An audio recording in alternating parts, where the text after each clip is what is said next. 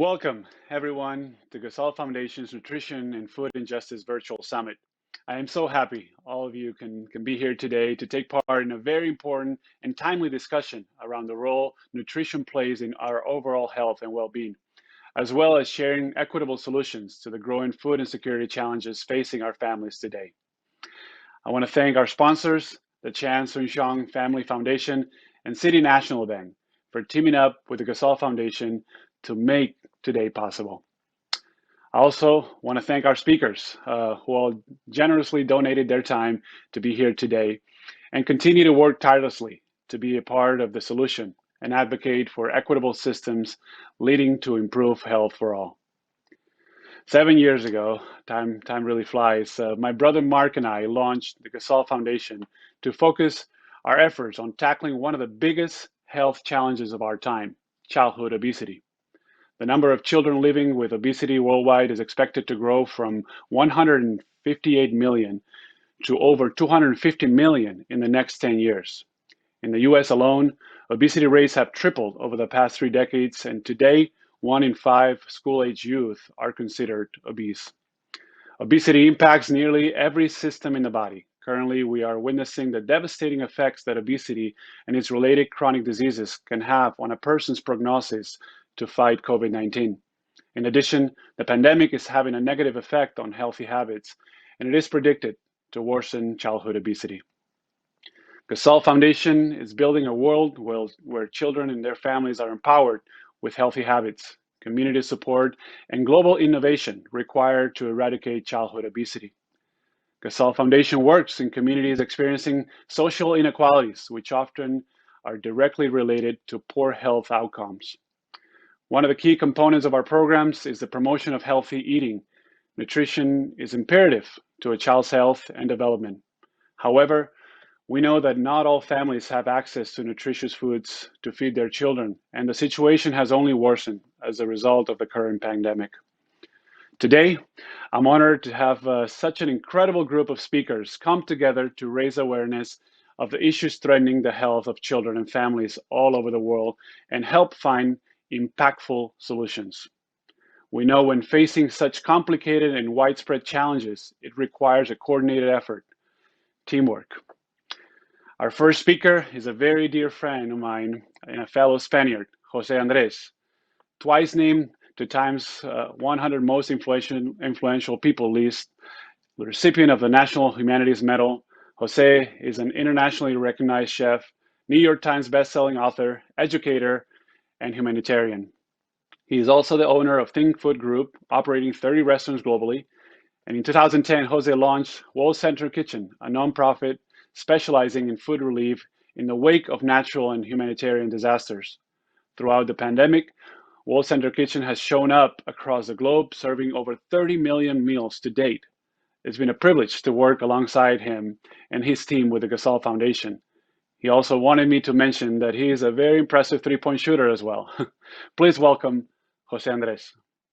Well, hi, my friend. Hi, Jose. ¿Cómo estás, amigo? Thank you Hola, so much. Pau. Hola. ¿Qué me cuentas? How are you? Very happy to be here with you and all your friends of the Gasol Foundation. Well, we thank you so much for being part of this summit and continuing to collaborate with the Gasol Foundation in our mission as much as we try to collaborate and work with World Center Kitchen and everything that you are doing, which we love and we appreciate so much. So after years of working with organizations globally, it became clear to us that focusing on eradicating childhood obesity is the greatest opportunity to invest in the health of our future, which is why we launched the Gasol Foundation 7 years ago. You clearly have always had a passion for feeding people, becoming a chef at a very early age. But what inspired you to start World Center Kitchen 10 years ago? And what does a warm, fresh meal mean to people who are struggling through a crisis? My father is the one that planted the seed in me in cooking. My father will always cook on Sundays. He will make a big paella, this very big rice Spanish dish that many people now know in America and around the world. And if more people arrive, my father will always say, no problem, only you need to add a whole bunch more of rice. Right. That's right. And sometimes I learned that big problems, they have very simple solutions. So why was Central Kitchen? Because my dad showed me what was being committed to improve the lives of others, that always you can feed anybody, even if more people show up at the table, you add a little bit more rice. Mhm. I learned to feed the few. I work in the best restaurants in the world, which happens, we're in Spain, El Bulli, Ferran Adria, Joan Roca, some of the best chefs, period, in the world. I was there when I was young, next to them when they were young. And we feed the few. But we learned that we could also be agents of feeding the many. But I was really learning to help. You have to be humble and learn how you can help. Mhm. You have to listen to the people that you are trying to help. And that moment I realized that my profession, we have that power of feeding the many if we come together. As a humanitarian, I was so happy to be with you, with Mark, with the Gasol Foundation, with World Central Kitchen, feeding the people of America and feeding the people of Spain, feeding with the people, feeding our people. Mhm. Well, I mean, I'm just so lucky. As you said, we kind of grew up very close together, even though you're a year or two older than me. But we got to meet, about 1, 2. But I think we got to meet in the U. I think in the U.S. I think it was around 2008, and I've had the pleasure an honor to see you grow and be a part of incredible initiatives. You always had this spirit that your parents, and just like my parents, instilled in us, of helping others, of helping the vulnerable, of going out of our way to make a difference and an impact on somebody's life that needs it. The next question that I wanted to ask you, and you've touched on it, and I think it's through the work that we have done and the partnership that we have accomplished so far with the Gasol Foundation and the World Central Kitchen, delivering meals in Spain, which it touches both of us close to our heart of where we come from, our country, but also delivering meals in Inglewood, where at the Forum, where we delivered over 4,000 meals that were gone under an hour in May, with kids out of school, parents out of work, food security reaching alarming levels globally. How have you managed to adapt and expand your work to address this growing need? So listen, obviously to be working in Spain with you was amazing. To be able to be working in the States was amazing. I say that people like you and I, we are immigrants. Mm-hmm. And we build bridges. That's right. And I'm a proud Spaniard. I know you're a proud Spaniard, but now we've been living in America for a long time. I call America home too. Mm-hmm. We love to build bridges. So you mentioned 4,000 meals, but you did more than that. It's not the quantity or the number. World Central Kitchen has done close to 40 million meals. Everybody that is part of us, they are part of every one of those meals. So the Gasol Foundation has done millions of meals because just having people like you, people like Dave Matthews helping us in Virginia, people like Pharrell helping us in Virginia Beach, people like Stephen Curry helping us in Oakland. At the end, we are all a big family that we are all connected, and everybody puts their resources and their efforts in one part. So in my profession, we are hundreds of thousands of restaurants in America. We are millions of restaurants in the world.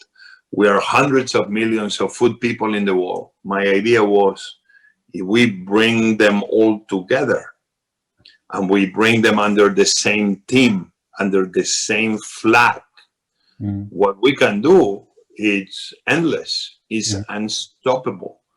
So that's what we've done. We created a team where we allow everybody to join the team and where we all have one goal, right?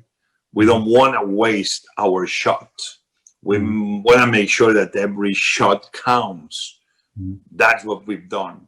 We cook and we distribute the food. In the process, every plate of food gives hope. Every plate of food is the solution to a problem. And that's what we've been doing. And again, not to repeat myself, but it gave me a lot of joy, quite frankly, to be in the States, in Inglewood and other locations, and in Spain, where you and I grew up, near Barcelona. That's right. Being there in the good times and celebrating the good times and the championships and the Michelin stars. But then in a moment of disrepair, in a moment of need, also being there even more committed next to our people. And that, quite frankly, gave me a lot of happy joy, double down. I'm really enjoying we could be talking for hours, but I'm going to finish with one topic that I think it's important to point out, and I think it's important for you to talk to us about. Obviously this pandemic has caused a big disruption in the world, but also in the food system and the restaurant business and and in the workforce. Many restaurants have had to shift their models to try to keep their doors open.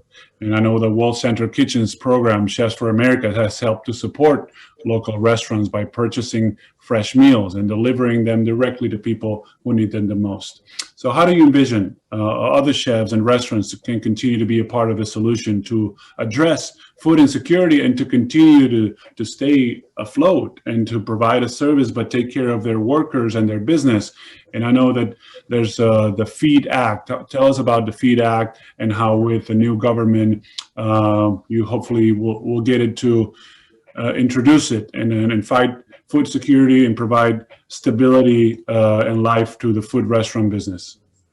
So I've been actually very proud that a cook like me, who was going to tell me that I wanted to always come to Washington, D.C., and I came 1993. And one of the first persons I ever met was Senator Daniel Patrick Moynihan, a guy that I was very lucky to feed often because he will come many Sundays to Jaleo, my Spanish restaurant. I love Jaleo. And there I met another senator who became an actor from Tennessee, Senator Thompson. And he was Republican. Moynihan was Democrat, but they will respect each other. Actually, they will almost eat the same things in different tables.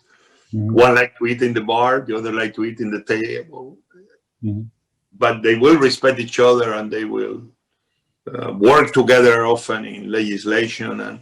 And this for me was very important. Early on, I saw the power of policy in the making. Was a hunger caucus of the Senate that happened in DC Central Kitchen, the early organization, when I arrived DC that welcomed me. And I saw the power of policy making things happen in real time. I saw the Good Samaritan law that was passed in 1997, Secretary Glickman under President Clinton, that allow businesses like mine to donate food to soup kitchens like DC Central Kitchen without being afraid of being sued. I saw public policy at work. So the FEED Act that you're referring to was with what I believe was the way to answer to this pandemic, which was if the restaurants are closed, but the restaurants, and more important, the people need work. What can we do to activate the restaurants to make sure that we are able to cover the food needs of every city, of every state, making sure that the money that has to come to feed people in need, feed the hungry, also is able to restart the economy. That's at the heart of the FEED Act. The restaurant being able to pay the people working, the restaurant being able to pay their leases and their rents, the restaurant being able to pay the farmers, all of a sudden, every dollar you were multiplying it by 4. The FEED Act will be this, a bill that already passed Congress with very important bipartisan support Breaking bread has never been more important for politics. We believe in shorter walls and longer tables. So we got Senator Thompson of California, Congressman Thompson of California, McGovern of Massachusetts, Democrats, Davis of Illinois, from rural Illinois, a Republican, Congressman Hurt from Texas, Republican, coming together supporting this bill. Then in the Senate, it passed the Congress under the HEROES Act, bipartisan support. And then in the Senate, we already got early support from no other than Vice President-elect Harris and Senator Tim Scott of South Carolina. Again, bipartisan, with many others supporting. This is what we want. If food can be the way that brings people together, if sports can be the way that brings people together, which we do, we believe that the world can be a better place. So we have this FIT Act. Hopefully, we will pass the Senate. We'll pass with bipartisan support. It's good. It's smart. It's a smart policy that happens is good policy. Well, it makes so much sense, Jose, and I love the FEED Act. I hope that all our viewers are going to support this bill as well, and it makes so much sense from the local standpoint to help local businesses, to help the communities, their local communities, and feed the people in need, especially during this such a difficult time for everyone, right? We the people. That's right. And Pau, and now let's tell people the truth. I mean, and food can give you a ring too. Everybody again needs to know very important. That one of the unknown truth that was power to the amazing rings that the Lakers won was the Iberico ham that Pau will eat next to Odom, Kobe and others, that they will love the Iberico ham and gave them the power to win so many rings. So even food can help you achieve rings with superpowers. Absolutely. You know, you've done incredibly seriously on really focusing on taking care of your health, which will allow you to continue to do your amazing work and provide for your family, which you know that I love you. I care about you so much beyond anything. We have a beautiful friendship, but it goes deeper than that because of what we try to do by coming together. So continue to take care of yourself, my friend, I hope that I'll get you a few tryouts with some NBA teams. I know that 3-point shooting right now, it's very requested. It's high asset. So again, just keep working on it. Keep working on it. Okay. I love you, Paul. Thank you for everything. Love you from the heart. All right, Jose. Talk to you soon. Bye. Now, I'd like to welcome our first panel to discuss the relationship between nutrition and health outcomes. We'll start with Dr. Ludwig. He's an endocrinologist and researcher at Boston Children's Hospital. He's a professor of pediatrics at Harvard Medical School and a professor of nutrition at Harvard School of Public Health. Dr. Ludwig is a co-director of the New Balance Foundation Obesity Prevention Center. Described as an obesity warrior by Time magazine, Dr. Ludwig has fought for fundamental policy changes to improve the food environment. He has written 3 books, including the #1 New York Times bestseller, Always Hungry, Conquer Cravings, which I've read, Retrain Your Fat Cells and Lose Weight Permanently. So welcome, Dr. Ludwig. Thank you. Great to be with you, and congratulations on your really important work. Thank you. Thank you very much. Roy Choi also was born in Seoul, Korea, and raised in Los Angeles, California. Roy is known as one of the architects of the modern food truck movement through Kogi Barbecue. His TV show Broken Bread on KCET/Tastemate won him a James Beard Foundation Award. Roy is a co-host of the Netflix cooking series The Chef Show with Jon Favreau. He's a graduate of the Culinary Institute of America as well. In 2010, Food and Wine magazine named him Best New Chef. His cookbook memoir, LA Son, was a New York Times bestseller. In 2016, he was named Time 100 Most Influential People. In 2017, local in Watts, received the first ever LA Times Restaurant of the Year award. Roy resides in LA, where he is a voice and an advocate for street food culture, past, present, and future, and the co-owner and co-founder and chef of Kogi Barbecue. Chego, best friend at Park MGM Las Vegas and local. Welcome, Roy. Thank you. We have also Ethan Brown. He is the founder and CEO of Beyond Meat, the company founded in 2009, who's dedicated to building meat directly from plants. As of this year, the company sold products at approximately 122,000 retail and food service outlets in more than 80 countries worldwide. The Beyond Burger revolutionized the meat aisle by being the first plant-based burger to be sold in the meat case alongside beef at major grocery chains. Beyond Meat is routinely recognized for its innovation, including being named Fast Company's Most Innovative Companies 2019, Time's Best Inventions of 2018, and a United Nations 2018 Champion of the Earth, and by Forbes as a Circle Up 25 Top Consumer Brand for 2018. Ethan is a member of the 2017 class of Henry Crown Fellows within the Aspen Global Leadership Network at the Aspen Institute, and was honored as a part of the Bloomberg 50 for 2019, as well as named one of the New Week's top innovators of 2019. Welcome, Ethan. Thank you so much for having me. Appreciate it very much. Great to be here with you guys. Thank you. And last but certainly not least, my brother, Marc Gasol. Marc is a two-time All-NBA team member, a three-time NBA All-Star, two-time Olympic medalist, NBA champion, and a two-time world champion with our Spanish national team. In 2013, he was named NBA Defensive Player of the Year. The same year, he co-founded the Gasol Foundation with me to come together and focus our efforts on eradicating childhood obesity globally. Welcome, Marc. Thanks for having me. Well, as you guys see, to say that we have an impressive panel would be quite an understatement. Lots to discuss with this incredible group, so let's dive in. Also, for the audience, please submit the questions you want to ask our panelists into the chat. All right, let's begin. Let's start with a fundamental question. Dr. Ludwig, what is the connection between nutrition and health, and what are some of the long-term health concerns of certain dietary patterns that may be developed in childhood and carried into adulthood? We know that many aspects of the modern environment affect body weight.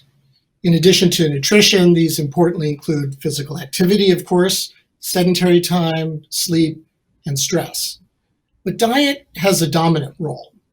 Every time we eat, hormones, metabolism, and even the expression of genes throughout the body change, affecting hunger, energy level, and well-being. So diet is like a powerful drug, capable of producing either positive or negative effects on the body. Beyond these immediate consequences, the psychological effects of nutrition can be long-lasting. A child accustomed to a sugary, low-quality diet may carry that eating pattern into adulthood with a lifelong aversion to healthy whole foods.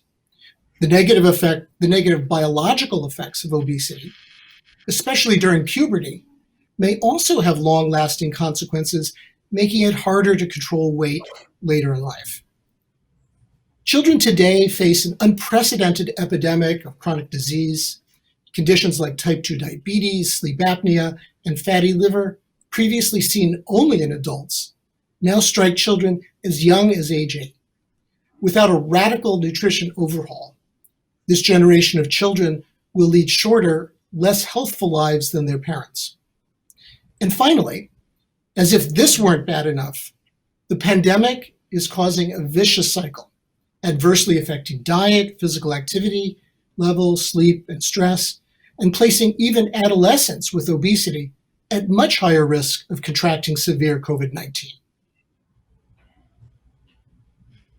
I couldn't agree more, and Dr. Ludwig, and thanks so much for your answer. And that's exactly why we started in 2013 our foundation to fight childhood obesity, because we learn of that fact that you mentioned, as far as children for the first time in history living worse and having an unhealthier life and living shorter than their parents for the first time.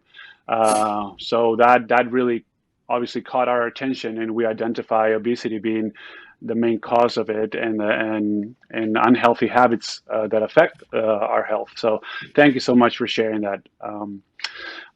Mark, we know that nutrition plays a vital role in overall health and well-being. As athletes, nutrition is extremely important as it impacts our energy, strength, performance, and recovery. What role has nutrition played throughout your career? And are there certain approaches that you have found to be most effective for you? In my early years, when I was a 16, 17-year-old, I didn't have the best habits. I pretty much did everything that I could do wrong as far as eating goes. So I always had to get creative and curious about my diet. Every year I try to do better and more stuff, trying to find my right balance as far as playing basketball goes, and also as a human being, and then just improving and trying to find the right diet for me. I think everyone's diet is different, and then depending on the moment of the year, you have different needs that you need to feel. So always being curious, always being kind of open-minded when it comes to eating, and trying to get as much as organic and real food as possible, because there's a lot of stuff out there that claim to be healthy for you that we know it's not really that healthy. So always read your stuff, do your study, and try to learn as much as possible. It's very, very true. I think in this case, having the curiosity to learn, to explore, to experiment, to reach out to professionals, I think it's so important, and you've done incredible as far as taking care of your body and finding the right diet for you throughout your career. And it, as you say, it changes during your years as your body grows, your metabolism slows down. So I know you're going to be great going forward. Thank you, Mark. Ethan, staying on the topic of athletes and nutrition, in recent years, we have seen so many top athletes switch to a plant-based diet. Everyone from Novak Djokovic to Chris Paul, Tom Brady, Venus Williams. What do you attribute this shift to? No, it's a great question. So I think if you look at what we're trying to accomplish when we think about athletic performance, you start with, okay, there's two delivery mechanisms for protein that are available. One is from animals and one is from plants. And when you're picking the animal protein, there can often be things in that protein that will be inflammatory to your body. And inflammation is one of the things that really slows recovery, both from injury and from day-to-day use.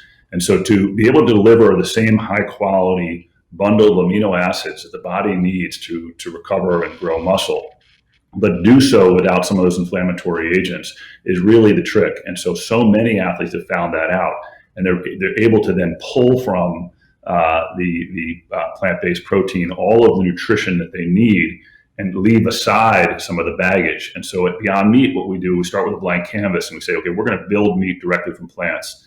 And the fascinating thing about this is that if you look at what meat is at a very high level, it's essentially five things. It's amino acids or protein, it's lipids or fats. It's then trace minerals and vitamins, and just like our bodies, it's predominantly water. None of those things are exclusive to the animal. So we have the opportunity to take those directly from plants, to organize them in the architecture of animal muscle and meat, and then provide them to the consumer, and leave out along the way things like heme iron, TMAO stimulants, heterocyclic amines, all of these things that the medical community is concerned about. So athletes are beginning to understand that and no longer have a bias toward animal protein, and in fact begin to have a bit of a bias toward plant protein. And you see more and more, and the effects and the efficiency of it. And I think more and more athletes are willing to try and shift to a more plant-based diet and see that there's no setbacks. There's no lack of energy, and actually there's an increase of energy, Yes. and there's an increase of performance. So thank you, Ethan, for Well, sharing I that think with us. the best example is the one from your profession, which recently in the 2020 All-Star game with Chris Paul, being 35, maybe 6'1", catching a dunk from Russell Westbrook, and after the game they asked him, "How'd you do that? At this many years into your career?" He said, "I went plant-based, and he was here over the summer. He said, I forget to ice sometimes, right, because my inflammation is so much lower than it used to be. So they're real advantages." Such a key factor, just lowering the inflammation for athletes, for anyone, for that matter, but for athletes as far as recovery and preventing injuries, it's such an important factor. So thanks again for sharing that, and very, very important and insightful information. Dr. Ludwig, David, we'll go back to you. There are many types of diets, such as keto, paleo, etc., that claim different health benefits by drastically reducing a nutrition component. However, some people may go to extremes and eliminate some components completely out of their diets. What are some of the consequences of this type of extremes in both adults and children? Right. It's important to avoid extreme diets at any age, especially childhood, but we need to be careful about how we define the term extreme. It's common for nutrition professionals to advise moderation. That is, it's okay to have junk food regularly, just don't overdo it. The problem is junk foods today are designed to make eating moderately very difficult. Some of us will remember the old Lay's potato chip advertisement noting how difficult it is to eat just one. I viewed the modern American diet, especially among children today, as extreme from a broader perspective. The food industry has normalized some of the worst possible food products, things that wouldn't have been recognized even as food by our grandparents. For example, Fruit Loop cereal with a long list of horrifying ingredients doesn't actually have any fruit. So we need to keep in mind that the conventional recommendation to eat less, technically called calorie restriction, doesn't work well for most people over the long term. How long can anyone, and especially a child, continue to ignore hunger? So looking at it this way, some so-called restrictive diets, such as low carbohydrate, may actually be more sustainable if they help a child feel less hungry and better satisfied, and do away with the burden of restricting calories in the first place. A low carbohydrate diet, fine for any age, would focus on reducing sugar, processed grains, and potato products. In place of these low quality carbs, the emphasis is on adequate protein and healthy fats like nuts, avocado, and full fat rather than non-fat dairy, leaving plenty of room for whole fruits and non-starchy vegetables. Mm-hmm. Yeah, that's one of the things that you mentioned now. Obviously, goes in the title of the book. I always say conquer your cravings, and how we should get away from extremes, which are, because then that leads to struggle, and then that leads to pushback, and we have to. I feel like a lot of times it's good to transition when you move towards a goal. If you're starting at point A, you can't just go from point A to point B drastically. I think there's got to be a transition and a plan. And then if you have the help of a professional to help you along the way, I think that obviously that would be much better. Not everyone has that luxury to have access to nutritionists and health professionals. But that's what we're here for as well, to provide knowledge and provide support, so people can do it on their own at home. So thanks, David, for that knowledge. Roy, your turn. You're a classically trained chef, but your career has been nothing traditional. As one of the masterminds behind the modern food truck movement with Kogi, you have proven that good food doesn't have to be fancy, and it made it more accessible to all. What inspires you to continue to reinvent food culture? Well, with obesity and hunger and feeding, we all have roles to play, I believe, and we have educational, intellectual role. We have the production roles. We all have different roles. For me, I feel like my role is to be with the people, is to be on the ground, to always see it from the ground up and speak for those who maybe don't have a voice out there, and really represent the disproportionate amount of neighborhoods and people and family members that I have that are directly affected by junk food and obesity. And so through our company, Kogi, and local as well, and Watts, what we try to do is we try to take, in many ways, you know, because I always think of myself as a 16-year-old or 14-year-old kid, and how I was a knucklehead, you know, and I didn't want to listen.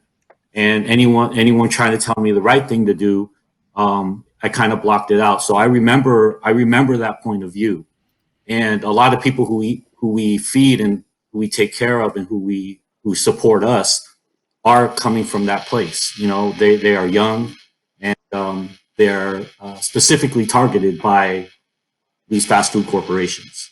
And so what we try to do with our food is just, you know, kind of take the same tactics. You know, we make it fun, we make it colorful, we make it packed with flavor, but instead of chemicals and processing, we're packing with ginger, garlic, green onions, carrots, chilies, peppers, all these, you know, 32 different things, but we blend it up and we make it into a salsa, or we put it into a thing, and people just love it. So we try to make food as powerful and as tasteful and as fun, you know, and as culturally relevant as a bag of chips, you know, and that's our approach. And I just, you know, I feel very comfortable in my role that, because, you know, sometimes when we, as adults, when we try to change things, we try to be everything, you know, and, in a sports analogy, I just set screens and grab rebounds, you know, like I'm not looking to be the scorer, man. I'm just on the ground, just taking care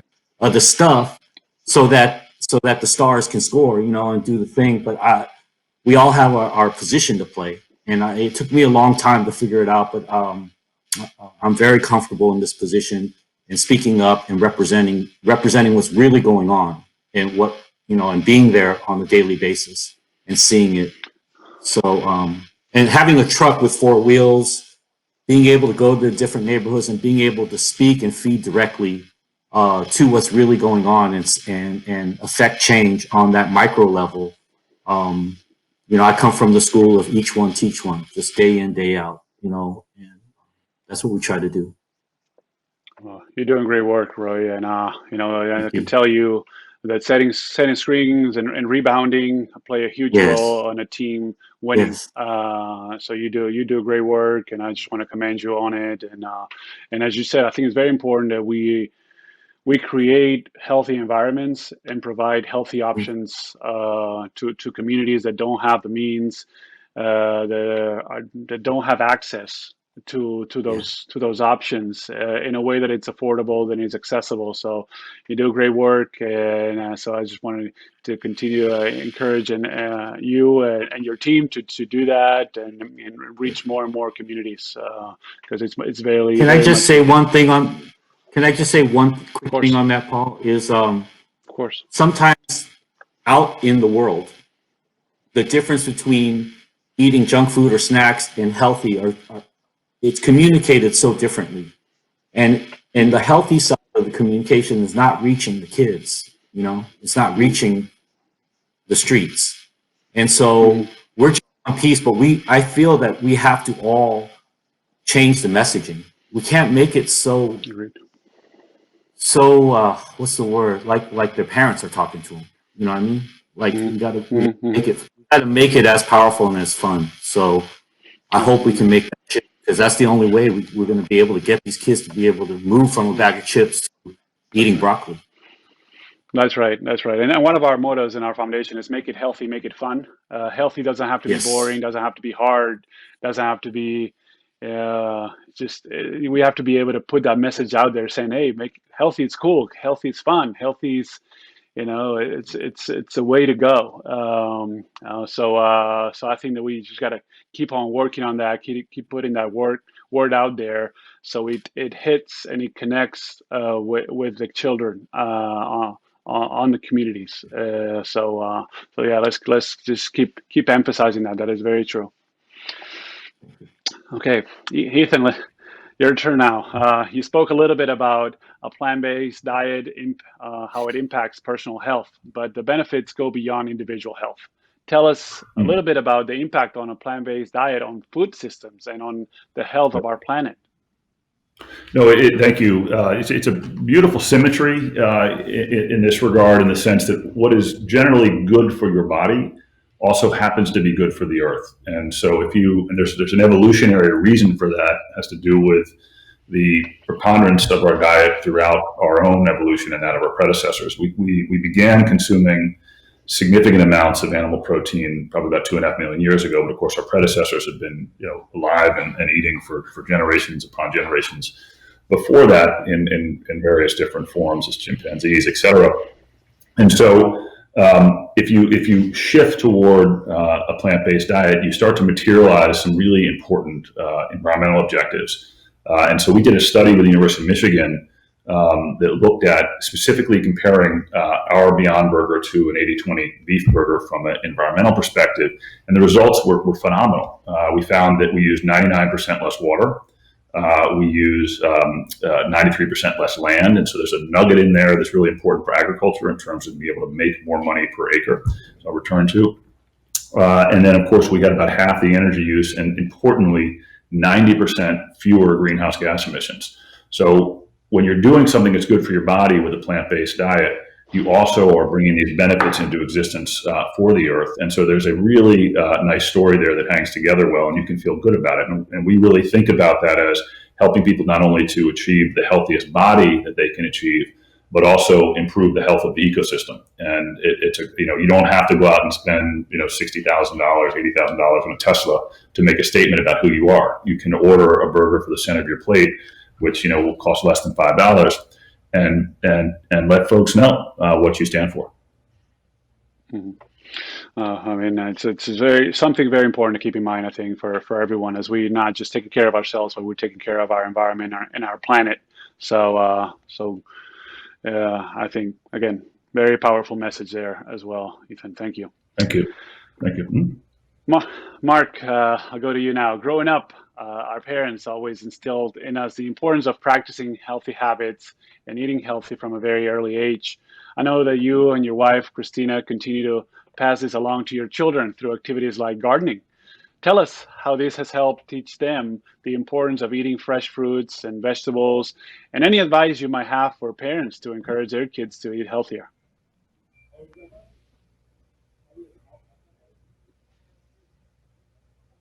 Not only they taste. Oh, there we go. Sorry, got it. Yeah, not only they taste a lot better than they do normally in the stores, but also it teaches my two kids a lot of values and how important it is to take care of the land, how important it is to take care of each plant and grow stuff that are in season. Then we make it fun, as you know, at home. When it's time to cook it, we also share a lot of the stuff, because when it's season for something, we grow so much that we share with other people, and so we pass it along when we are able to grow at home, and it's awesome. It really does taste a lot better. It takes care of your body. Also, for me, it takes care of my mind. I enjoy being down there and spending time, kind of taking care of the plants, watering it, and just gardening. So to me, it's something. It's a tool that I use for many reasons, and trying to pass it along to my kids. I know they enjoy it too. And whenever you want, great tomatoes, you can always come to my house. Well, I've already gotten great tomatoes before, and I'll continue to, ask you for more vegetables when you harvest so many great vegetables at home and fruits. So it's nothing, as you said, it's a win-win-win. Connecting with nature is such a therapeutical. Gardening is such a therapeutical and healthy activity to do no matter what. But then bringing that food from the garden to the table which we see in a lot of restaurants now. That motto, right, from the garden to the table, or from the farm to the table, and also involve your kids as far as the whole process. It's exactly what you want to do, and that's going to stick with them for the rest of their life. So, so great advice there, Mark. Yeah. All right, Roy, you have been an innovative leader and outspoken voice for making more food options available in underserved communities through not only food trucks, but also in launching game-changing restaurants like Local in Watts and in South Los Angeles. What have you seen as both the challenges and successes in introducing new foods into these communities? Well, the thing about it is that the communities that I choose to work in and be a part of are communities that I come from and that my family and friends are from and that I represent. And so I see it from the inside out, but I also see it as a professional from the outside in. And the major issues are the obesity, the hunger, the lack of resources, the lack of access. Those are directly targeted towards our inner cities in America. It is not a mystery, and it is not something that we can look at lightly. These are directly disproportionate efforts in marketing, in distribution, in what's available that are mainly targeting our Black and brown communities and our minority communities. And so it's really, really important to go in and say that this is not okay, and to show alternatives and to try to bring along, with all of us here, whatever we've accomplished or accumulated in our life. To me, it's our responsibility as these adults to bring whatever I got. It's not that much. I don't got that much, but whatever I got, bring it to the communities and try to help and try to change. And that goes from everything from having a good coffee shop, having a restaurant. A lot of communities that I represent don't even have sit-down restaurants. Having a grocery store, having fresh produce. These are things that are, and then going into the school systems as well, where you don't even have creative or artistic or even athletic programs, built around. Everything has been removed, and the only thing that remains is the corrosion and the junk, And so you can look at junk food one way, it's supposed to be a treat, right? Junk food, a piece of candy or, a cookie. But when that is the only food that is offered and that is the only food that is accessible, that becomes a problem, So we just, again, try to show that we try to educate, but at the same time, we try to keep it fun. And we're just trying to change culture. The more and more we're out there, I try to get realistic with it because I know that maybe I'm not going to be able to shift complete culture within my physical lifetime, But if you got to start somewhere, and if we can start here, maybe as we pass, and we can start something that will mushroom and develop in the future. Because if you think about it, America is still relatively a young country, but we have the worst eating habits in many cases. But we're only a few hundred years old. So comparatively to a country like yours in Spain, we have thousands of years of eating culture, in Asia, all throughout Africa and South America. We have a chance right now, even how bad our habits are, we have a chance to shift that. Everything is still very young and malleable and can be shaped. We don't have to just surrender and give up.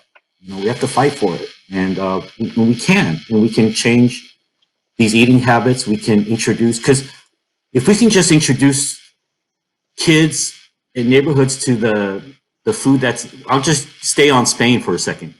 The pintos and the tapas and the arroz and all the beautiful food that you guys have in that country, like those things, if you can eat those things as a young child, anchovies, sardines, serrano ham, vegetables, potatoes, cooked perfectly. That will change the way our eating habits develop for our future generations. But if we don't make those changes now, there's no way we can influence those future generations because we're not giving them alternatives to these processed foods and MSG laden foods. But if I was to take the best cooked tapas from the best chefs in the world next to an assortment of snacks here in America, I'm a betting man. I can guarantee you the real food is going to win. I believe that in my heart. It's just we're not taking that food and we're not sharing it with the people that need it the most, in my opinion. And so as a chef, I fight for that. Well, you got to keep on fighting, Roy. And I think what we're trying to do is to try to create a team where more of us can come together and contribute different things to the fight. And this is a very complex issue here when we're talking about changing habits, eating habits, cultural habits. But little by little, and with everyone kind of coming together, understanding that that's for the best, I think you start seeing changes and improvement, and people, as you said, people will acknowledge and will appreciate what's best for them. They just need to learn it. They just need to have access to it, and that's kind of what we're here for, as far as just knowledge, but also as far as products and options. At the end of the day, it's having options, not just having junk food available or poor options or unhealthy options, and that's what we should work on. And we continue, as we try to create a more equitable world and equitable communities, and that's a challenge, but it's worth the fight. And I just want to again keep thanking you for your contribution, and I think little by little we'll see changes, and we'll make progress towards that towards that goal. I'm one of those kids, and I remember, Paul, when I first ate the real Parmesan cheese and a real heirloom tomato from the garden, because I was one of those kids that grew up on these processed gas flush tomatoes and processed bottled canned Parmesan cheese, and I thought that was it. I tasted the real thing; it changed my life, and I became a chef. There you go. And that times 10 million people, Mm-hmm. And that's what I think. That's what it takes for people to feel it, right, in their own skin. And then all of a sudden, boom! You don't just hear about it; you're actually feeling it. You're experiencing it, and you see the benefits and the effect on you. So that's what we have to provide the opportunity for people and children to experience those feelings. Okay, Ethan. Sure. Beyond Meat is a company that has also put so much emphasis in making their products more accessible and addressing systemic challenges around healthy food options. How have you, as a company, played a role in promoting healthier food for all and accessible for all? Thanks. So first and foremost, Roy, we've had a great opportunity to spend some time together, and I'm just so inspired by what he's doing, and we share so much in the desire to get healthy products into communities that need it. And the notes that he was sharing around the incident rates for diabetes being so high in the African American Hispanic communities, and death rates for cancer and cardiovascular are also disproportionate in African American Hispanic communities. It's something that we have to get a hold of and address, and it's such a big social justice issue. My approach to that has always been to work with the partners that have the most access to those communities. And so if you look at our strategy on the food service side, it's really around working with the biggest brands that are part of the American fabric here in terms of what we eat. And so whether it's Carl's Jr. here in Los Angeles, or Del Taco, or Dunkin', or McDonald's, KFC, Pizza Hut, working with their leadership teams to introduce plant-based meats into their menus. And I've always focused on that versus high-end restaurants. I think people, and I've said this many times, in Marin and Martha's Vineyard, can pay a lot for food and can get organic and all of the things that a higher income person would be able to access. But for us, the job is to get these products to where the normal consumer is eating. And so we work very, very diligently on that. And then, we have these three pillars for growth within our company. One is to continue to drive the taste of our products so they're indistinguishable from animal protein. The second is continue to improve the nutrition of our products. And so if you look at the work we're doing with Stanford as an example, we've done clinical trials in which we have no control over the outcome. The Stanford's brand is more important to them than our brand. But we do ask them to look into the health implications of our products. And the results so far have been fantastic. We did a study where consuming 2 servings of animal protein a day for 8 weeks, and then consuming 2 servings of Beyond a day for 8 weeks. And we saw a 10-point drop in LDL cholesterol, the bad cholesterol. We saw a significant drop in TMAO levels, which is closely associated with cardiovascular disease. Then people, of course, lost weight. And so we need to bring that and educate folks within the communities that are suffering so much from these chronic diseases that are diet related. And so we spend a lot of time on education doing that, including working with public schools through a program we have with EverFi. And I really, I had an opportunity to look at some of the initial text in Dr. Ludwig's book. He makes the point that in medical school, he really wasn't taught nutrition, right? And to me, that's it's a point that others have made as well, and it's really unfortunate. But it starts even earlier than that. Primary school, secondary school, we're just not being taught the right things about nutrition. And so the extent to which Beyond Meat through this platform we're developing with EverFi can influence that, I'm super excited for. But it even gets worse than that, and I think that this is something that we all need to address. The school lunch program, right, trains us to eat a certain way throughout our life. And it's not necessarily the way that the medical community would advocate for. So I think we need to look at the role of the USDA in food policy here in the United States and ask whether that's the right institution to be holding the mantle on that particular subject. So we're doing a lot of work in those areas. Well, that's all well said, and I think great points there. We have to, as we like to say in the Gasol Foundation, where we like our programs and our approach to be multi-level, multi-component, kind of taking into account all the agents and angles that play or have an effect into a child's life. And I think what goes on in the school and the nutrition and the food that is provided in schools is so important. And to put a big emphasis on that, it's huge. Going to the research point and the study that you guys are doing with Stanford, and going back to Dr. Ludwig's work as far as being an incredible researcher.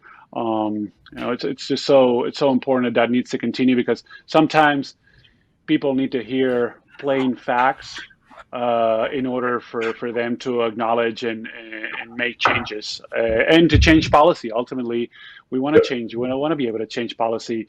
So it's kind of mandated by law that things need to be a certain way. There's got to be enough. There's got to be nutritious options in schools for children to eat. There's got to be enough physical activity, physical education classes for kids in schools. We're actually, one of the things that we're suggesting that we would love to see come to reality is actually a nutrition class in school that you actually also mentioned. We need to be more educated and put more emphasis on the power of food in our bodies. So all great points that I couldn't agree more. Well, that's great, and we're developing a digital platform with this group EverFi, which we'd love to team with you on that, if because we can make it accessible to multiple schools, and that'd be a great project to work on together. We would love that. We would love that. And again, with all of you and more partners, we just want to continue to explore ways to how can we complement and add value to our efforts, right? And I think that's how we're going to be able to reach more people, bring more people together, and provide different angles, different expertises. So we love to explore anything in order to help more people and make a bigger impact on this front. So thank you. It's so important. If I could say one more thing, the information that we're giving to children at that formative age is so critical in terms of informing the lifelong decisions. And I think David touched on this. And I think one of the best examples of that is the Milk Board's really successful campaign around the Got Milk program. And so growing up, you go into your cafeteria in the United States, and there'll be pictures of you guys, right, and of folks that are the best athletes in the world, and they'll be promoting a particular protein, in that case milk, right, a particular product. And we should question whether that's the right, what's driving that. Is that a human health outcome that they're looking for, or is that an industry push of a particular product? And so we need to question the information that we're getting into those schools. There's a very successful program, and if it were something that the medical community believed was the right message, great. But if it's at odds with some of the medical community or preponderance of literature out there, we should question whether that's relevant. No, absolutely. Unfortunately, most of the marketing that is put out there, even through athletes, and athletes they just don't have enough information. Most of the time, they're just ignorant about the effects of certain products. They just get an opportunity, they get some money for advertising a product, and unfortunately, most of the products and companies that offer those marketing deals are companies that their products are not the greatest, or are pretty harmful, evil, and addictive, which that's where it creates a problem, a bigger problem. So that's hopefully we'll be able to also change that as well, in some shape or form. And it starts with just putting it out there. Hopefully, athletes and people that get this type of endorsements to get more education. But it's not an easy task. But hopefully, also restricting the marketing of certain products, or just continue to make a force so kids at the end of the day get the information that is best for them, and they want to consume those products that athlete endorses, and it happens to be a great product. It happens to be a very healthy product. So hopefully that'll happen more and more. Well, that's why your voice and Mark's is so important in this regard, and why I'm so hopeful about the athlete as an activist. And the whole way the NBA handled BLM, and just the way the NFL players have gotten involved in social justice issues. I mean, that's terrific, right? Because then we can start to say, okay, well, health and health implications in minority communities are really important. Let's really start to focus on this as athletes, because you guys ultimately are the people that children are going to listen to. So it's really great to see, folks getting out there and talking about it.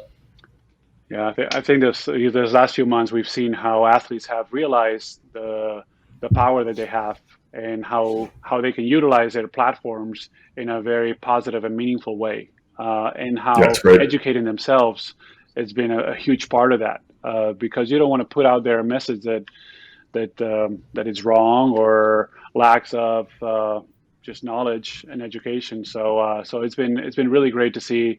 I think a lot of athletes have opened their eyes and say, hey, I have a platform, I can use it to do good, to make a positive impact with social justice, and but now also with health, or whatever they feel passionate about, and it's been great to see. Good. All right, so let's start opening questions to the audience. I've encouraged everyone that is following this panel to shoot us some questions. We have already a few. We should start with question number 1, and it's open to all of us. So it says, any recommendations for educators on how to get children excited about making healthy choices? Where we talked about making it fun for children, right? How do we deliver that message when they are getting competing messages from home, school, or media, which is exactly what we've been discussing, right? What educators, the role of educators, teachers, which is a huge role, and parents. I think parents as well. What can we tell them? Well, I'll just be short, because I think it's what Ethan just touched on. Athletes and musicians, you guys are the most influential within society, and with that Got Milk campaign, that got everyone thinking chocolate milk was healthy. You know what I mean? So it's like that type of thing works. So I think getting it into the hands of the most influential, culturally relevant superstars. And getting behind carrots and tomatoes and celery and all these things, you know, as much as they would Gatorade, Doritos, and Taco Bell, you know. Absolutely. As we did with politics, we got to challenge companies to be better, to put a better product out there for the gross population. I think they want to have your attention. They want to use you as a speaker. They want to use your platform. You should also challenge them to put a better product out there because we have that kind of leverage, and we should use it more often. Absolutely. So it comes from that, again, from that awareness of the athlete, artists, celebrities, to have that curiosity to understand better, to educate themselves, to challenge the status quo, to challenge specific company. Hey, let me know more about you before I associate myself with you. And I think that's important as athletes, we become role models. I have a lot of conversations, whether we want it or not. You're a role model because kids look up to you. Kids want to become you. They enjoy watching you. And you don't know the impact that you can actually have, good and bad. So I think there's a sense of responsibility there that I think now hopefully athletes are more aware of. And that goes for anyone that has that type of impact on children, on society. So, but it comes also from companies that do well, people that do well, that mean well, to reach out as well and to create those partnerships. Say, hey, this is what I do. I might not be able to pay you what certain companies do, but let's create a partnership. I might be able to, and I think you see that as well. I might be able to give you some equity or some product or something that will make it a win-win for everyone, and we can start walking together, right? And I think when players are, they understand that they're causing a positive effect and impact, they wouldn't care as much for the money only. They'll care more about that they're actually doing something right, that they're actually living up to that role model position, that responsibility that has come with their position, with their privilege of playing a sport that people watches, or listening to music that people relate to, or watching a movie that people have loved or fallen in love with by being an actor. So I think there's a lot of awareness that can happen, but it starts also, again, creating bridges with companies, with entrepreneurs, with chefs, with people in different fields, with scientists, with the health sector, and coming together. And this is why it's so inspiring, because this is what we're doing, right? It starts here, and then we just got to walk the walk. All right. I would just add that cultural change in all of these ways is really key. But let's not forget the economic justice issues. Some people talk about healthcare as a human right. Well, a healthy diet should be a human right as well, especially for children. Today, for too many children, the healthy option is difficult, inconvenient for their families, potentially unaffordable. It makes no sense at all. School lunch reimbursement is a classic example. Maximum reimbursement in most states is $3.75 for school lunch, less than a fancy coffee drink. How can you feed children really nutritious foods that are also delicious on that budget? We need to better invest and recognize that child nutrition is a matter of national security, matter of strategic importance. If this generation of children don't grow up healthy, able to work, From the military perspective, they can't even fight. They're not healthy enough. What is that going to say about our society going ahead? So we really need to reassess our priorities from an economic perspective, and then will make cultural change easier.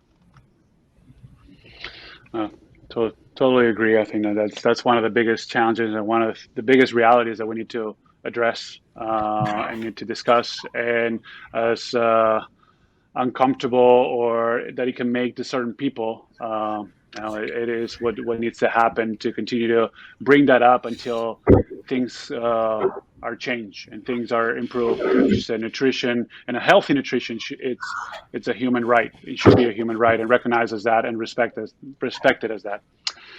All right, guys. Well, thank you. We could be talking all day. I want to be appreciative of your time, but more than anything, I'm just very thankful for your contribution, for working together on the same mission, and I look forward to continue to develop our relationships and our partnerships in not just in the future, but in the present going forward. So thank you so much, guys, for being part of this panel and being part of this wellness summit. Thank you so much for having us. I really appreciate it. Great work, guys. Keep it up. Really great work. Keep it up. Thank you. Keep it up, guys. Thank you. Thank you so much. God bless. All right. Well, thank you once again to all of our panels. It's been such an informative and inspiring conversation. Just very inspiring. I mean, I can't say it any other way. Now I would like to introduce the moderator of our next panel, Nancy Roman. Nancy leads the Partnership for Healthier America, a nonprofit dedicated to transforming the food landscape in pursuit of healthy equity to tackle obesity and other diet-related diseases. PHA is creating lasting, sustainable change that transforms the culture of food and activity so that all children grow up healthy. Nancy has led PHA to more fully recognize the impact of food and chronic disease and to embrace objectives advancing global sustainable nutrition. Prior to joining PHA, Nancy was the president and CEO of the Capital Area Food Bank in Washington, D.C., working to solve hunger and its companion problems. Under her leadership, the food bank became a national voice for embedding health and wellness in hunger relief work. Nancy sat on the leadership team of the United Nations World Food Program, overseeing public policy, private partnerships, and communications for the world's largest humanitarian agency, feeding 100 million people in 75 countries. She's chaired World Food Program's investment committee with more than $1 billion under management and served on the Nutrition Advisory Committee of the World Economic Forum in Davos, Switzerland. We're thrilled to have you here, Nancy.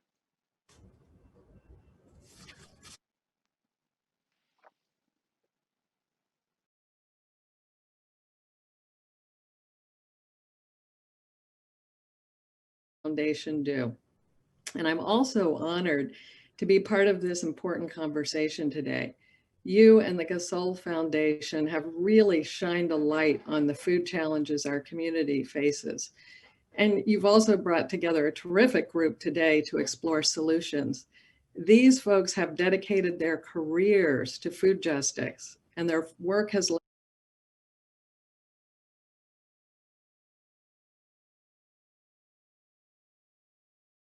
justice in and around our food system.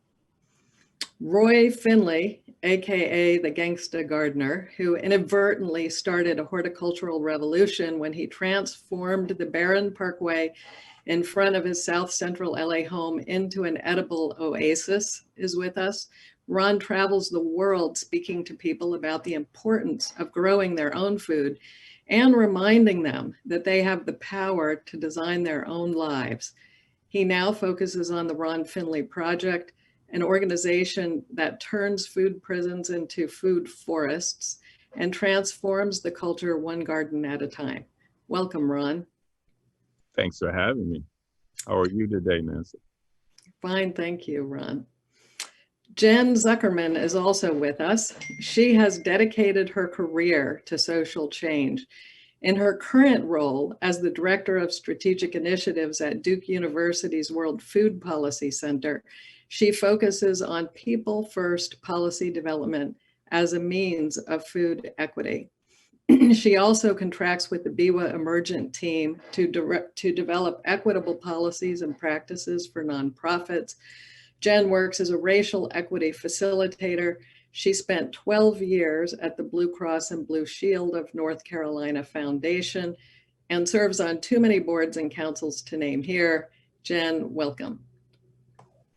Thanks so much for having me. And Noah Fulmer, he directs the national partnerships at Fair Food Network. That's a nonprofit that works to grow health and wealth through food. Fair Foods Network's partner offer programs that double the value of food assistance, that's SNAP, spent on fruits and vegetables at farmers markets and in grocery stores, such critical work. The network's impact investing arm, the Fair Food Fund, works to reimagine financial, social, and intellectual capital in communities so that food entrepreneurs can drive a more equitable future. Welcome, Noah. It's a pleasure to be with you. So I'd like to kick us off today by just diving right into food insecurity and food injustice, a topic near and dear to me. My own organization, PHA, is working to improve the nutritional quality of food distributed to tens of millions of people via food banks throughout the United States, among a great deal of other work we do aimed at entrepreneurialism and food equity. So Jen, I'd like you to start us off by explaining just how food insecurity impacts a person's health, and particularly the health of children. Sure, thanks, Nancy. The health impacts are significant as it relates to food insecurity, particularly as it relates to diet-related disease. So overweight, obesity, hypertension, heart disease, high cholesterol are all, avoidable diseases that happen as a result of food insecurity. And then specifically for children, not only does it affect through diet-related disease, but also mental health issues are prevalent as a result. There's also issues of academic achievement and honestly, the future economic prosperity that they can potentially have as a result of being hungry as children. And I think one thing we need to definitely point out is the disproportionate impact of food insecurity on Black, Indigenous, and people of color communities. And we always, use the term food insecurity as a term of, one of the social determinants of health. But as we broaden this conversation, I'd really like us to dive into that a little bit more, because I think one of the things I always like to ask is, what are the determinants of the social determinants? Because that's where we really can get at those root cause issues. Okay, well, thank you. You've anticipated my next question, which is, the World Food Policy Center at Duke has done quite a bit of research on racial inequity in the food system. So just tell us, what are your primary takeaways from that research? So I would say that if we look specifically at root cause, so looking specifically at the history of our country and the systemic and historic racism on which all of our systems, the food system being one of them, are rooted. So the fact that this land, was stolen from indigenous nations, and then white wealth was built off of enslaved African and indigenous labor, which has created an economic wealth gap that has only continued to grow. So when we're really thinking about the root cause issues, we're thinking specifically about economic disparity, and then within that, also the power disparity, and the fact that there is a significant role for all of us in all of this work, but that role is about shifting power. And for folks like myself who work at predominantly white institutions, how we shift our work to be doing work in support of, as opposed to on behalf of people and communities across our nation. Mm-hmm. Yeah, thanks for that. I want to turn now to Ron, who strikes me as a solutions-oriented kind of guy. Gasol Foundation works with families in Boyle Heights, Watts, South Los Angeles. So some of these areas are referred to as food deserts, but you often use the term food prisons instead. What's behind your thinking there?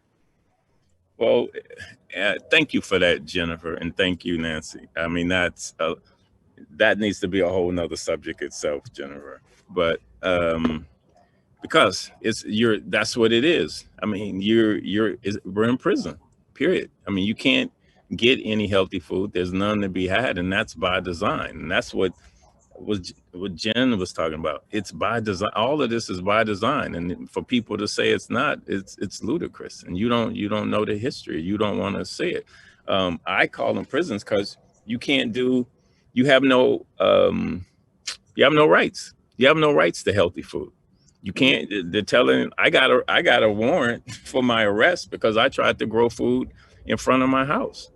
Because they didn't say anything when the toilets and the people dumped their beds and their trash. It wasn't a problem. But as soon as I put some carrots and some arugula and some agapanthus and some beauty and some banana trees, the popo come and tell me I have to take it out or I'm gonna get arrested. And so that's why it's a prison, because you want to keep these conditions. I have something real simple, Nancy: beauty in, beauty out. That's my proof of concept of doing my garden. That's what you're going to get. If you put beauty in, you're going to get out. If you have healthy soil, that's what you're going to get out. It's the same thing with a child. If you're right there and you give them the things that they need to be healthy, guess what? They're going to be healthy. It's real simple. It's not trigonometry or rocket science or anything. Yeah, these are prisons that you want to keep these conditions the way they are. Yeah, well, it's one of the things that's always struck me is that we have trouble maintaining what I think is, for many of us, a super clear link between food equity and health equity. And I think if that were better appreciated, some of these things you're talking about would need to fall away. So I want to turn to, you're talking a little bit about your garden. You've said the revolution starts in the garden. And as a fellow gardener, I'd sort of love to know how the Ron Finley Project was born and the vision you have, not just for your own garden, but for transforming the community through your project. The Ron Finley Project was basically born out of frustration. It was born out of the injustice, the blight, the conditions. My kids got to go to a school in the West Side. They went to school at UC. They went to elementary school at UCLA, and they used to walk through the redwood forest, and then they'd go across the bridge with the creek under it and see bunny rabbits. And I'm like, what the hell is this? I was pissed because I'm like, I'm paying 20 G's for this. I'm like, I wanted to go to school there, and I asked, could I have a do-over and have me go to school here? These environments change you. It's not just what you put in your body, it's what you put in your mind, your soul, and it's what you look at, it's what you smell. So I consider myself an artist in a sense of, I'm a street artist because I beautify streets, but you can eat the art that I do. You can't eat that stuff they have on the walls, the graffiti. So you want to smell beauty, you want to see beauty, you want to see the hummingbirds, you want to see the dragonflies. It's like you want to see that you're creating life for other beings, and that's what this is about. And we do have the capacity to change that. It's in all of us, and that's what the Ron Finley Project is about. Design the life you want to live, and not the one that was designed for you. Because most people don't know that their life has been predestined for them. They already know what's. If you take this ingredient, if you don't put this ingredient in your pancake mix, you know what's going to happen. And so that's what's happened to a lot of these red, brown, yellow neighborhoods. They left out some really, really important ingredients. So they know where these kids are going to wind up. I mean, these kids are like fodder, like I don't know, like cattle that no one's taking care of. And to watch this, and I speak all over the world, but to go to a school in Florida and see these beautiful elementary kids, in their school, and they're never going to have a shot ever, and it's because of their zip code, and it's because of their color, and that can change in a heartbeat. And if the pandemic hasn't shown us that you can't eat diamonds, there's something wrong with this society. What truly has value? No one's telling these kids that they have value. No one, nowhere, and they do. So that's what the Ron Finley Project is about. It's about just bringing beautiful spaces and thinking wrong, not thinking right, because thinking right has gotten us where we are. So that's where it was born out of. It was born out of frustration. It was born out of the fact that I had to travel distances to get healthy food. And I said, well, let me put it right here for myself. And I said, matter of fact, let me put it on the street so I can show people what our streets could look like. And what about if we did this collectively? Well, what about if my neighbors had, things that I didn't have, and I had things that the other person didn't have, and we shared? It's called communing. So that's what the Ron Finley Project is about. It's not just food; it's about humanity, and it's about freedom.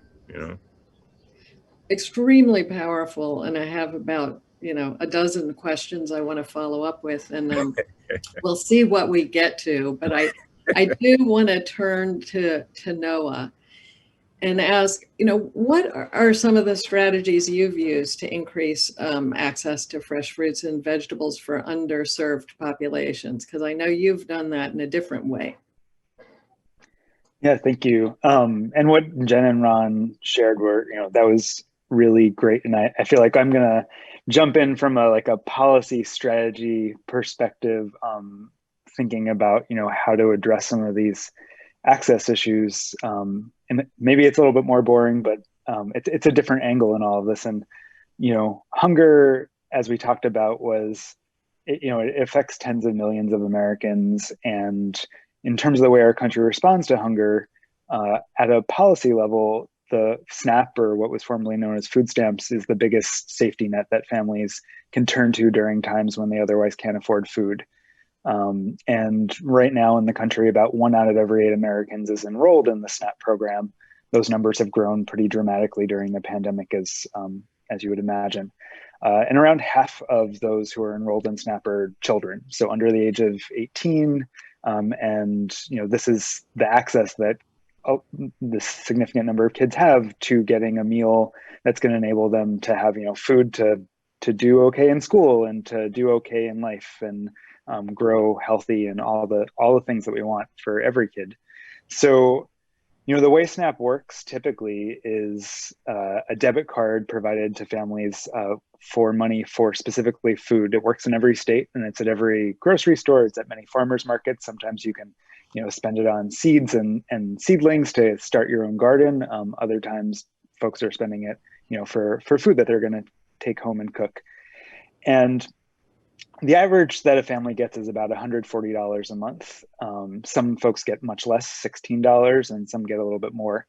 And if you think about it, $140 a month for food is maybe it's gonna cover your cost for food and addresses that kind of hunger gap that's there. But we know that healthy food is often more expensive. And so when it comes to being able to make a choice for nutritious food, that's often something that goes beyond what a SNAP budget can provide. And so at Fair Food Network, we have a question, can SNAP address not just hunger, but also nutrition? And can we really think about the affordability of fruits and vegetables to make sure that everyone has access? And so in 2009, we started a program called Double Up Food Bucks, basically doubles the value of SNAP benefits when spent on fresh fruits and vegetables. 10 years later, we've seen data showing that programs that double the value of SNAP for healthy foods are resulting in families eating more fruits and vegetables, decreasing food insecurity, and we're working to connect that to some of the health outcomes that we think are really important down the road too. When Double Up's spent at farmers markets, it's also resulting in folks who are growing the food making more money, gaining new customers, and selling more produce. It's incentivizing farmers markets to pop up in low-income areas, It's also helping grocery stores where there are significant SNAP customers shopping, be incentivized to stock more produce in the stores and make sure that there's good signage and just, overall more of an ecosystem of healthy food available. And so what we see it as is a program where by simply doubling and helping customers stretch their dollars around healthy food, it's not just a win for families, but it's a win for farmers, it's a win for the grocers, it's a win for the local economy. And we've been working closely with USDA and partners in each state to make it more widely available to the point where it's now a national model, and there are pretty much programs in every state in the country at thousands of stores and markets. So, there's still a lot of room to grow, and there might not be a program in every community, but it's something where I'm happy to share resources, and you can find more at doubleupfoodbucks.org in terms of a program near you, if that's something that is a resource that you or someone could take advantage of.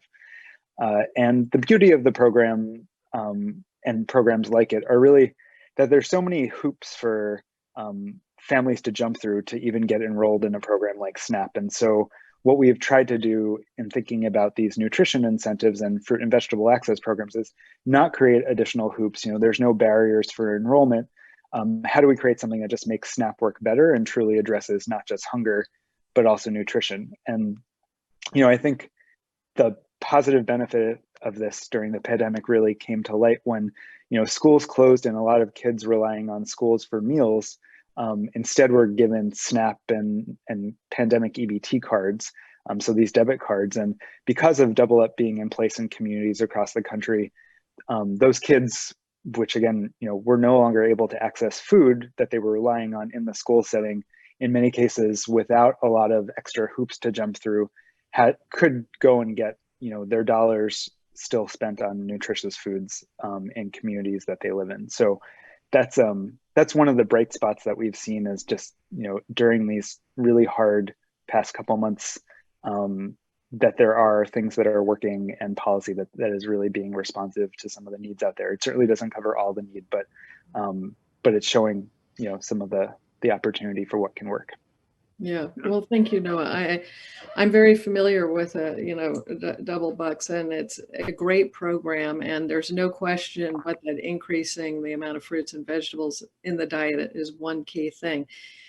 It strikes me, though, it's another good lead-in to the next topic I want to put on to the table, going to Jen, but hearing from Ron also.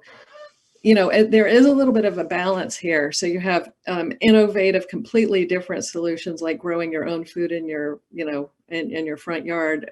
You've got big federal programs that need to be reformed and to adapt, but it's all part of this big mix. And ultimately what we want is a completely different, transformed food landscape, because frankly, incremental improvement is not going to get us where we need to be. I wanted to turn to you, Jen, just to talk about the emergency food and sort of the federal versus the entrepreneurial and the startup. How do you see the whole picture? And then I'll put the same question to you, Ron. So I'd say that, we definitely need all that is there. However, we really need to look at understanding kind of this charity to justice spectrum and the charity to justice narrative. And the majority of work that's done right now in food insecurity, again, from a government perspective and then from predominantly white institutional perspective, is steeped in charity. One of the papers that we've published recently is all around white narratives in food movements. And how we continue to perpetuate the same solutions that aren't actually, we see that we're not moving any kind of needle on this. And so thinking about how food banks and food pantries evolved, they evolved as emergency food service and emergency food support. And what they have become is we've really deemed them as a secondary food system and a secondary food system specifically for the poor. And so what we really want to look at is how do we start to move towards both a justice and a liberation framework, recognizing that when we get to liberation, that benefits all of us. And that an initiative that is already in place right now nationally is equitable food-oriented development. And it was created by the Equitable Food-Oriented Development Steering Committee. Two of those organizations are located in California. Mandela Marketplace, which is out of Oakland, and Community Services Unlimited out of LA. And what equitable food-oriented development does is it is equity and justice first. They are market-based solutions, and then they are focused on community leadership and community accountability and community ownership. So not only are these food strategies, they are wealth building strategies to address closing that racial wealth gap. They are ownership building strategies, and they are power building strategies. So, if we ask the question, what do we do about hunger? Then we default to food, and we default to food charity, because you'll get the answers to the questions that you ask.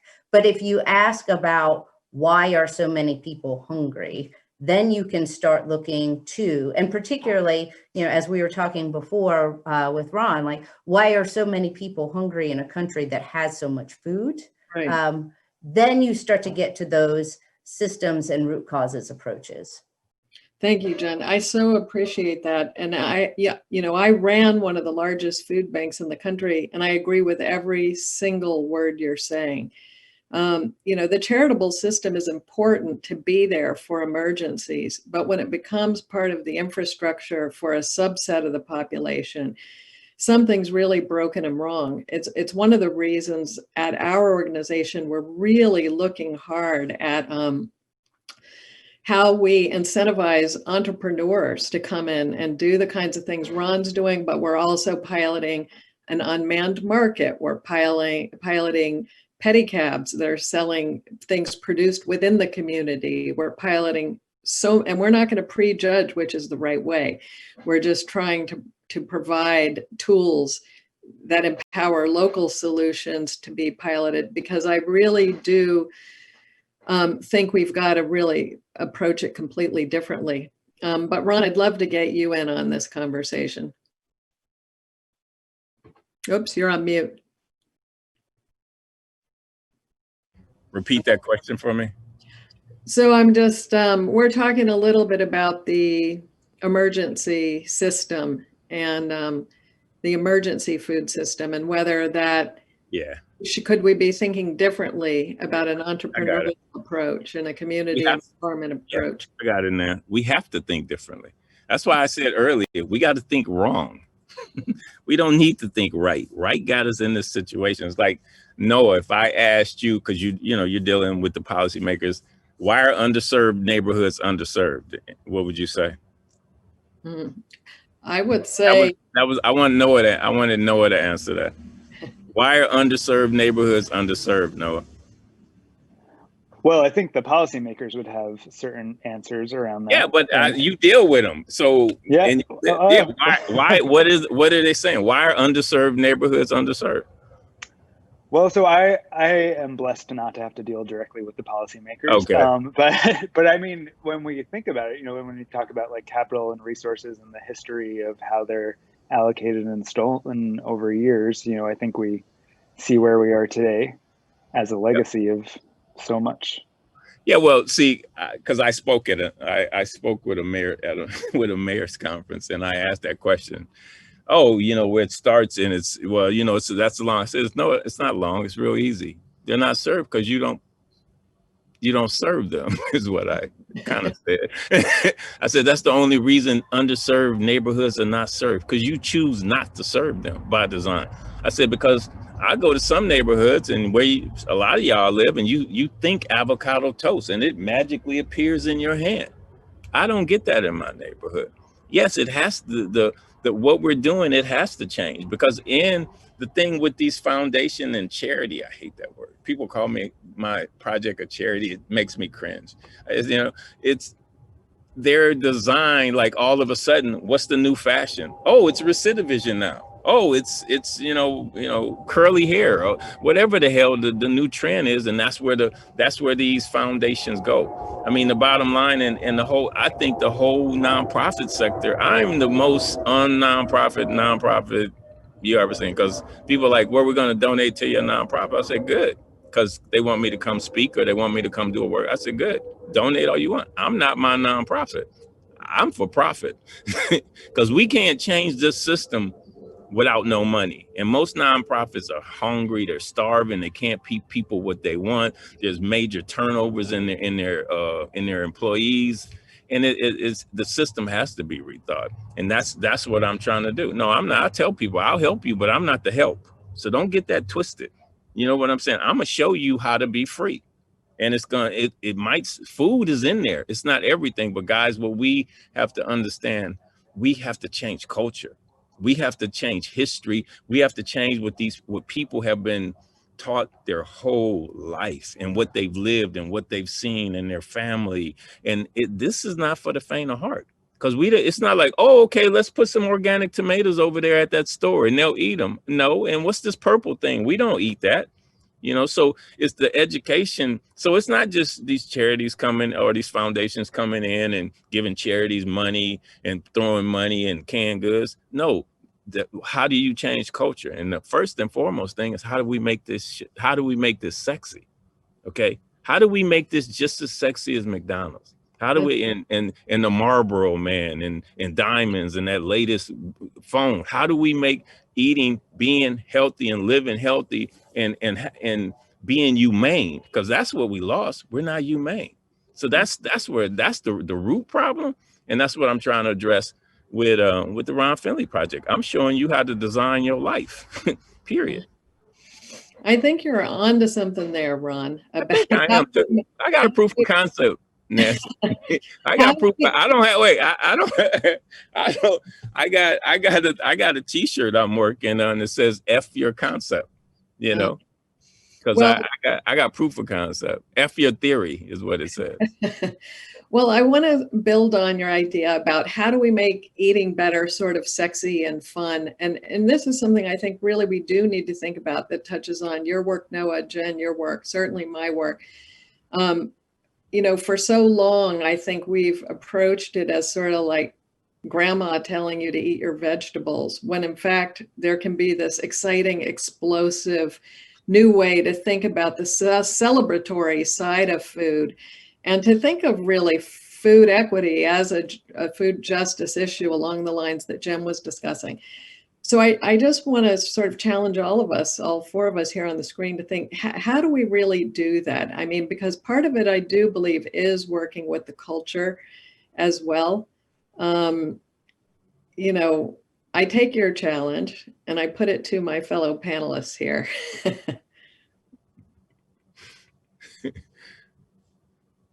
Who we doing? Who we going? Go on, Jen. I've driven the panel mute. Yeah, no, I'm on it. I just had to unmute. Oh. Thank you. Oh. Thanks, Ron. And thanks, Nancy. I mean, Ron named it specifically in terms of, this is about getting in touch with our own humanity. And so much of this work is internal work and understanding ourselves as humans and understanding our connectivity with ourselves, our connectivity with the environments around us. But like, food is and always has been a means of communion, a means of connection, and a means of building community.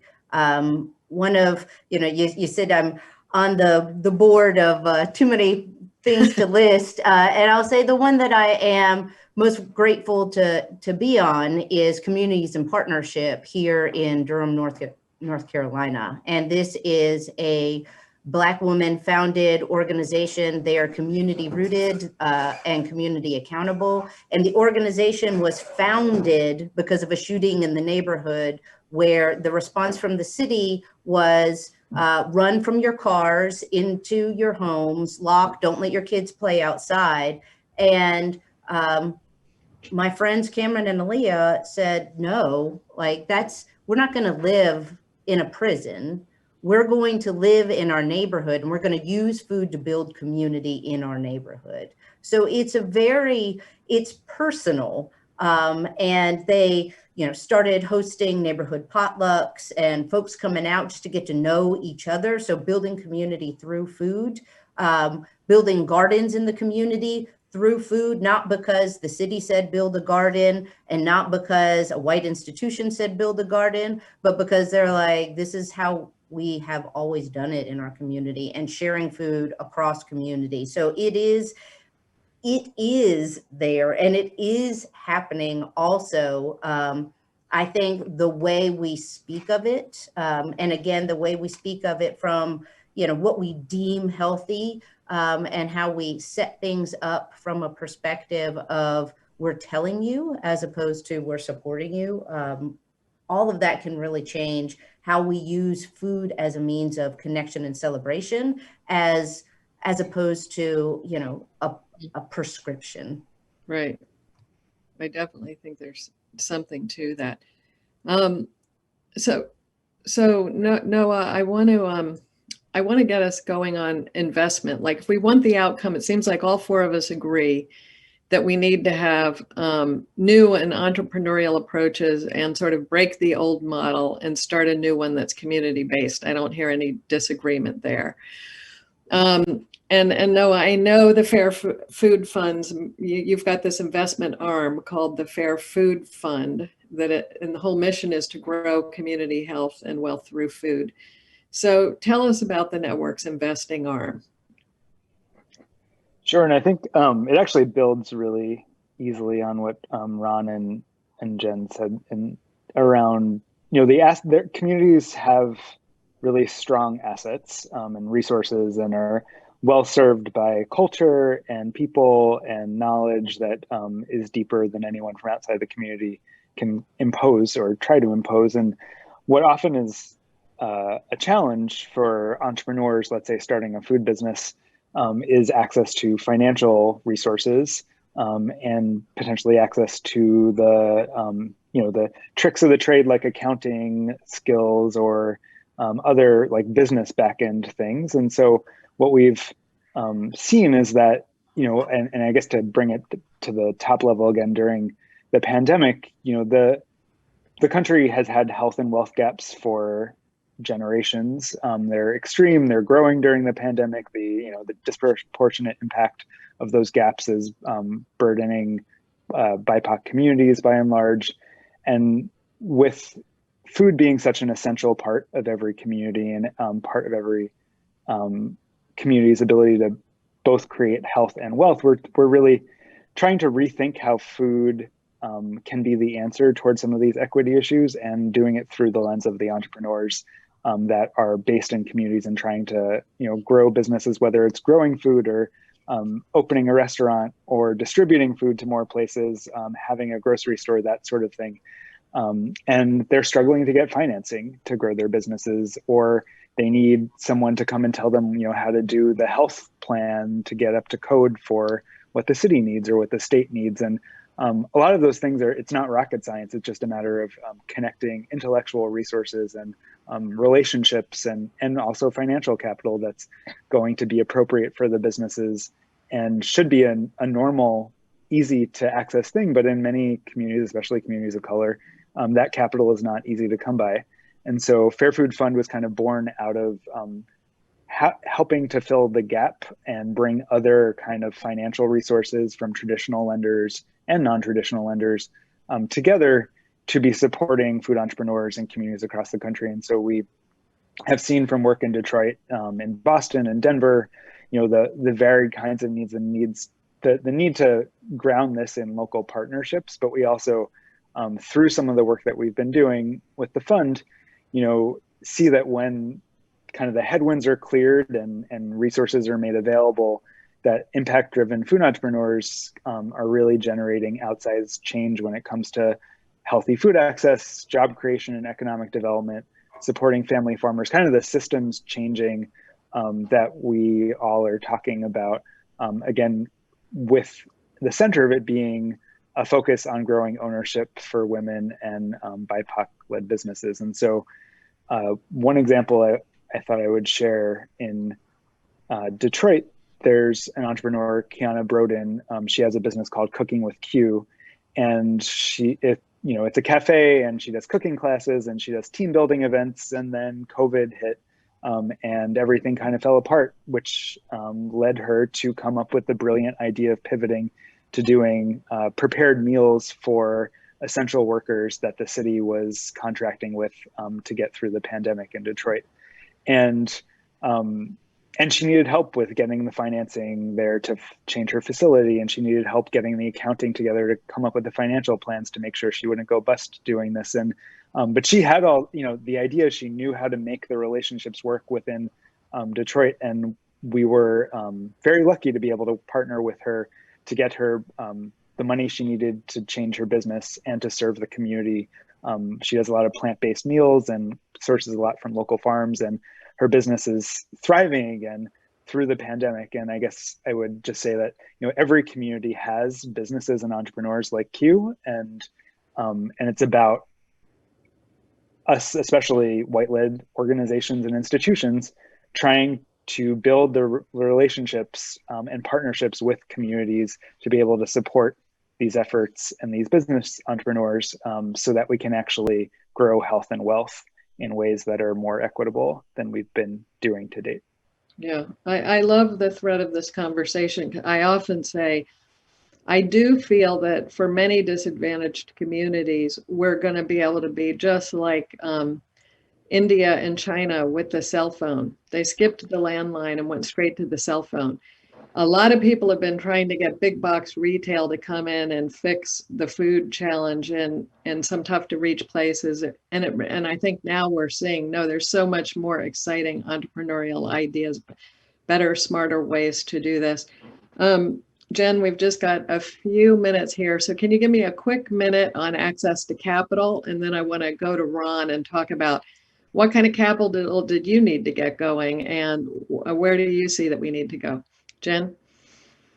Yeah, so I'll just name two parts of access to capital, one being philanthropic dollars. So, as I mentioned previously, the majority of philanthropic dollars go to predominantly white-led nonprofits bringing solutions to communities of color. And there needs to be a shift, and there is starting to be a shift in to which organizations do those dollars go.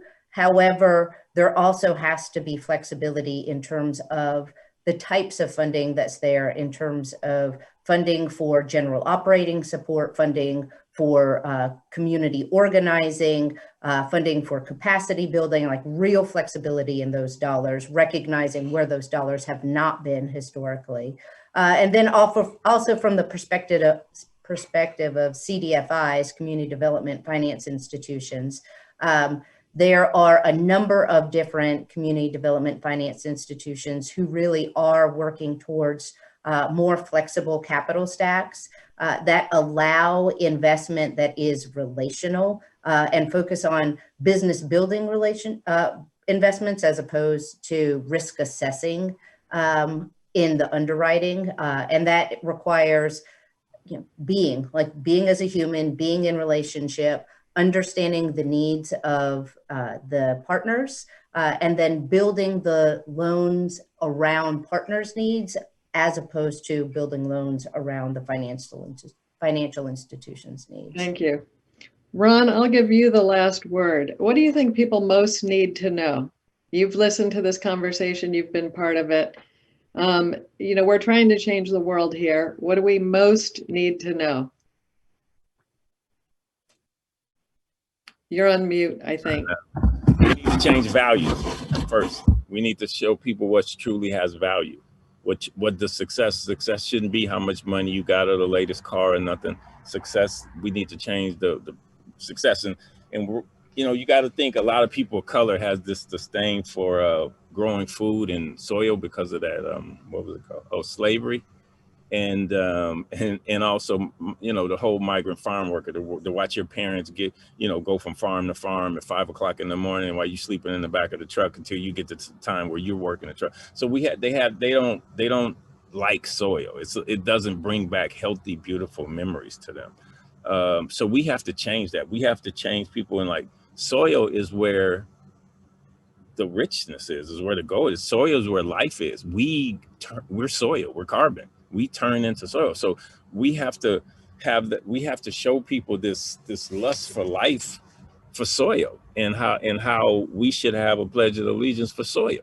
And that's what has to happen, because we look at it as dirt, and it's not. And we have to value food, and we don't value our food, and that's what has to change. But I mean, the bottom line is the education gap is within healthy food is, and then even the shakes and the smoothies and all and all these additives that people are telling you to do, and that doesn't work for everybody's body type, and nobody talks about that. Eat your veggies. There's some veggies that some people should not eat, and they should not eat them raw, and it's all this kind of things that will affect your health. So it's a major education thing, but the first thing, we got to make it sexy. That's what we got to do. Yeah. So we're right just before the top of the hour, and I'm told our time is up. I could keep going with pleasure for some time with you three. You are a great group of panelists and fun to talk to. But I think Ron hit the nail on the head and summed up what we were all trying to say is, food has value. We have to help return, the value to food, and to capture some of what Jen was saying, do it in a celebratory way that celebrates food rather than making it be a burden. And, a lot of what NOAA's trying to do with their investment arm is exactly what needs to be done, is giving these entrepreneurs capital and ability to get going. So I thank you all for your time, your wisdom, your smarts, and your energy. We got to keep going. Thanks very much. Thank you all, and I like to connect with all of you after this. Likewise. But thank you for having me here. Yeah, thank you, Ron. Thank you, Jen, and Thank you so much. Thank it's been you. terrific. Guys. Oh man, I hope you guys really have enjoyed this discussion, this panel. Thank you again to each of all the amazing speakers. Ron, Nancy, Jen, Noah, thank you for this great panel. Very insightful, that hopefully will lead to deeper conversations and translate into action. So just really inspired by your work and your contribution. So just want to again thank all the amazing speakers, the Chan Soon Xiong Family Foundation, City National Bank for supporting and making this event possible. And I'm very hopeful that if we continue to come together and join forces and into taking action again against injustices and put families first, we can continue to make progress in ensuring all people have an equal opportunity to live a healthy life, provide them with freedom, with options. To learn more about the Gasol Foundation programs and help support our work, visit donate.gasolfoundation.org. Please go ahead and log in and get in there. Thank you so much again to everyone for attending today, and we hope you will join us in protecting the health and well-being of children and families. See you soon. Stay healthy.